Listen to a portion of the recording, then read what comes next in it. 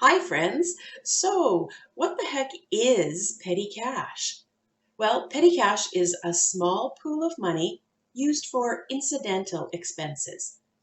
Petty cash is different from the normal bill paying system because it is for much smaller amounts and for items that need to be purchased more occasionally.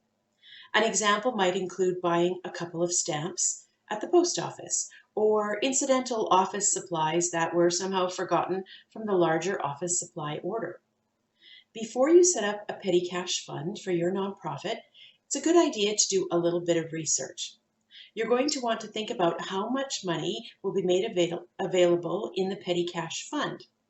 You're going to want to think about who has access to the petty cash fund, and very likely you're going to want to draft a petty cash policy to guide you in using and tracking the money that's going out. A very traditional petty cash might be something like $100 in small bills and coins in a little metal box locked in the executive director's office. A more contemporary petty cash might be a debit card to a bank account, again with a very small balance, like maybe $100, and it's given to each employee who makes incidental purchases. As purchases are made using the petty cash funds, the receipts are collected so that they can be reconciled, usually at the end of the month. Receipts should show detailed information for what was purchased. No other item should be purchased along with the item that's being purchased through petty cash.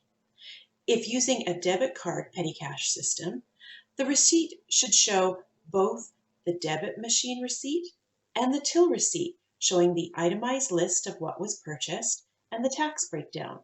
So why?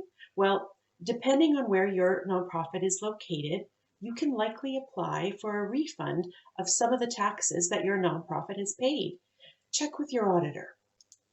At the end of the month, all the receipts are gathered and itemized in a master list showing the date the purchase was made, the name of the vendor, the reason for the purchase, and the amount of money that the purchase was.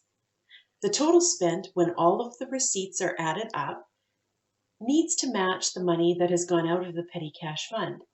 If those two totals don't match, well, then someone isn't really following policy.